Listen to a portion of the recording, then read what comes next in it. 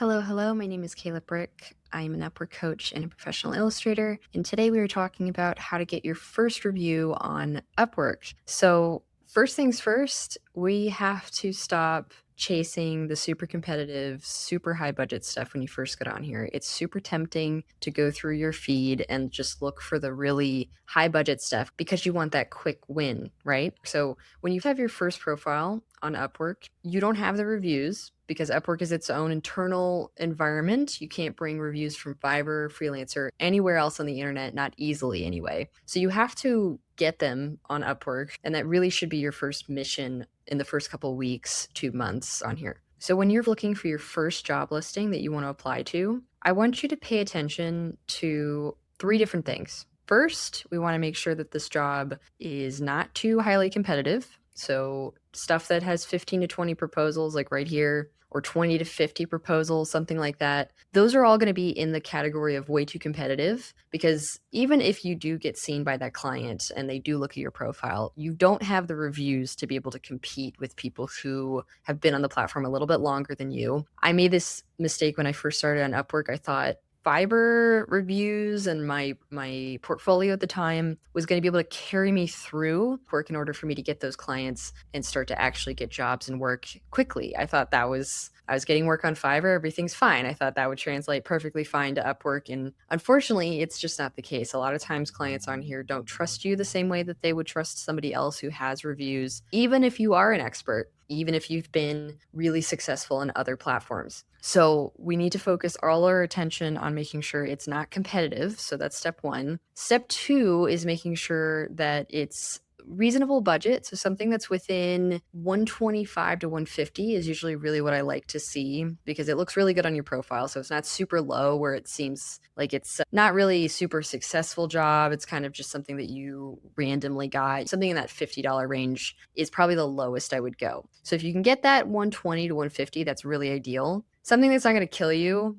When I say that, I mean you look at the logistics of the job, make sure it's not something that's going to be way over the top in terms of you getting it done. It's probably going to be a little bit too, the budget and the time in order to do it is probably going to be just slightly exceeding. So you're probably going to have to put a little extra work in than you'd like to. But in order to get this first couple reviews, it is worth doing. Third thing that we really want to pay attention to is clients who actually leave reviews for freelancers on here. So we can see that by looking at just really any job listing on here. You can go and look all the way down at the client's recent history, and we can see a bunch of 5-star reviews in this case, which is always lovely. But we want to see a history of actually leaving reviews for freelancers. So right here, I can see 2 freelancer. We can see actual reviews being left by this particular client, which is really lovely. You'll notice on job listings on Upwork, a lot of times there will be various job listings, bunch of reviews, but they don't have a history of actually leaving reviews for freelancers. You'll see the freelancer leave a review for the client, but not the other way around. And so we can make the conclusion that it's most likely that if you work with them, that they're not going to leave you a review either. And especially when you're first trying to get those first couple reviews on here, it has to be the primary goal of yours to just see that they have a history of actually leaving reviews for you. Then you can kind of bet on they're going to do it again when they close that contract with you this time around. So all 3 of those things need to be in alignment. So this has got the budget that I want, this around the budget that I want. It's got a really good time frame. It's been on the platform only 6 hours. Really high level of connects, but could be worth it if everything else is working out for me. 6x9 print book, cover designer. So this is just a cover job. So if you could do a cover, in my case, a 6x9 cover is not going to take me too long to do. It's going to take a couple of hours. So 300 is actually ballparky for me. I would like it to be more like 500 or 600 personally. But if I was just trying to get my first couple reviews, this would be a really nice number to see. 20 to 50, highly competitive. That's way outside of what I would want to see. But let's just say that it was within 10 to 15 or less than 5, somewhere in there. That would be really ideal for the activity on the job that says not too competitive. And ideally, we want to see some reviews or viewing from the client. You usually see right under proposals here, it will say something like it was viewed by the client an hour ago, 2 hours ago, something like that. So we like to see that. No feedback given. No feedback given. Looks like they have a tendency to not leave reviews, or it's really spotty. So that's not always a good sign. Okay. But you'll see that. You'll see it's either really spotty or they have a tendency to only leave it if it was a really bad contract or something like that.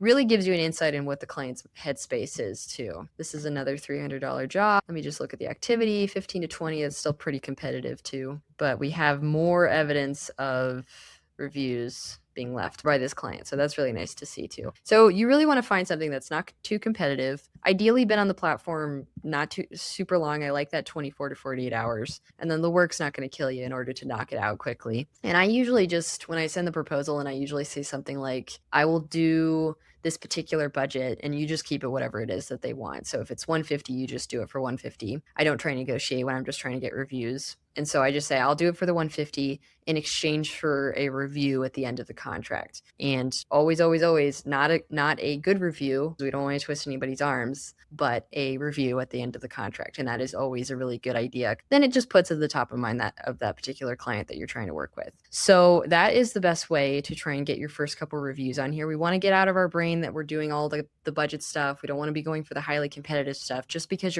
your profile is not quite there yet. But doesn't take very long to get this done. We just need to shift our mindset a little bit, and then you will start to see big difference in how clients are interacting with you and get those first couple reviews on Upwork and start getting eventually the more competitive and higher budget stuff on here. There will be a video for you guys on screen somewhere about how to avoid the really red flag jobs, the really scammy stuff, the really bad stuff we don't want to be seeing in front of us. And I will see you guys in the next one.